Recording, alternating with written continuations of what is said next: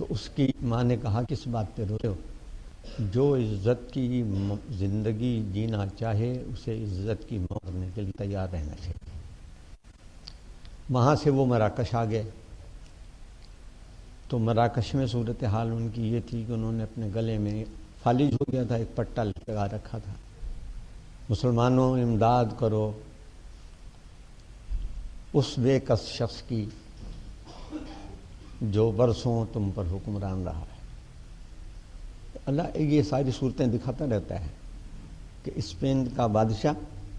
تو مراکش کے بازاروں میں بھیک مانگتا پھر، اقتدار ہو، دولت ہو، یہ ساری چیزیں ایسی ہیں کہ آدمی یہ سمجھتا ہے یہ کبھی جائیں گی نہیں، لیکن سدا رہنے والی ذات اور طاقت وہ ہے اللہ کی۔ جو آیتیں ہم نے پڑھی ہیں ان میں ارشاد ہوتا ہے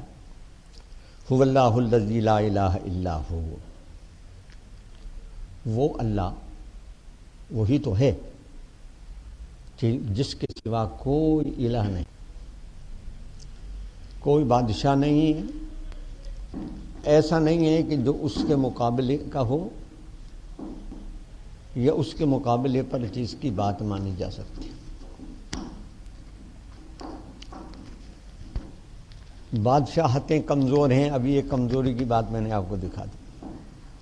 دوسری آپ کے بر صغیر میں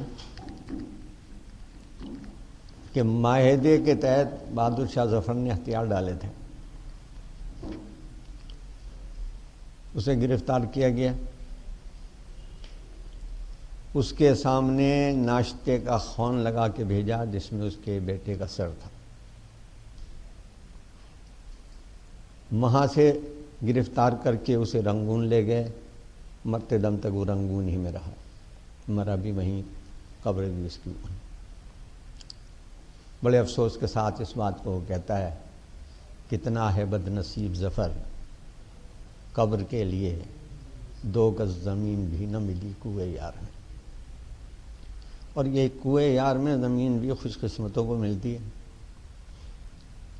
ہمارا بھی ایک حکمران جو ہمیں اس مصیبت میں ڈال کے گیا، سب سے پہلے جس نے پاکستان کے ساتھ غداری کی، اس کی پہلی اسمبلی کو توڑا، وہ اسکندر مرزا تھا۔ جب ایوب خان کے ساتھ مل کے اس نے ماشاء اللہ لگایا، ایوب خان نے اسی کا بستر لادا، لندن میں ہوٹل کھول کے کھانا بیچتا رہا، مر گیا تو کسی نے پاکستان سمیت اس کی لاش کو دفن کرنا قبول نہیں کیا، ایران میں دفن ہوا۔ ایران کا بادشاہ پہلوی، رضا شاہ پہلوی، چھوٹا امریکہ کہلاتا تھا، اور جب اس کا تخت خمینی نے الٹا تو پھر یہ حال تھا کہ کوئی ملک اسے قبول کرنے کو تیار نہیں تھا۔ مصر میں دفن ہوا۔ تو یہ بات میں بتا رہا ہوں، یہ بات چند مثالیں دی ہیں، اور مثالیں بھی اس لیے دی ہیں تاکہ اس بات کا اندازہ ہو کہ طاقت اور اختیار اور اقتدار، دولت اور مرتبہ یہ صرف سزاوار اللہ کو ہے، کہ اس کو کسی نے دیا نہیں، وہ اس کا اپنا ہے، وہ ہمیشہ سے ہے اور ہمیشہ رہے گا۔ سب چیزیں اس کے تھامنے سے تھمی ہوئی ہیں، اس نے اپنے آپ کو خود تھاما ہوا ہے۔ نہ نیند آتی ہے اسے، نہ اونگ آتی ہے، نہ اسے کسی شریک کی ضرورت ہے، نہ کسی دست و بازو کی ضرورت ہے، نہ کسی کام بٹانے والے کی ضرورت ہے، نہ کسی ولی عہد کی ضرورت ہے، نہ وارث کی ضرورت ہے، نہ کسی ٹیکس کی ضرورت ہے، بلکہ کہتا ہے یہ جو تم کھا رہے ہو ہم دے رہے ہیں، اور جنہیں تم ہمیں چھوڑ کے معبود بناتے ہو انہیں تم کھلاتے ہو،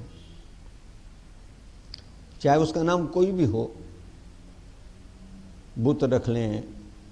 تو مذہبی پیشوا رکھ لیں، کوئی اور نام رکھ لیں، ہر ایک کی پرورش کرنے والوں کے چندوں پر ہے، نذرانوں پر ہے، اللہ کی پرورش نہ چندوں پر نہ نذرانوں. وہ کہتا ہے میں تمہیں کھلاتا ہوں، تم مجھے نہیں کھلاتے، لہذا میں وہ ہوں کہ میرے سوا کوئی نہیں.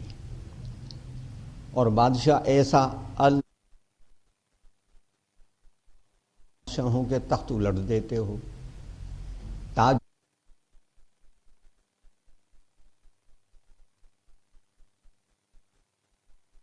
چھال دیتے ہو، حکومتیں تبدیل کر دیتے ہو. انہیں پتہ بھی نہیں ہوتا کہ کل کیا ہوگا ان کے ساتھ، اور کل ان کے ساتھ وہ کچھ ہو جاتا ہے جس کا وہ تصور بھی نہیں کر پاتے.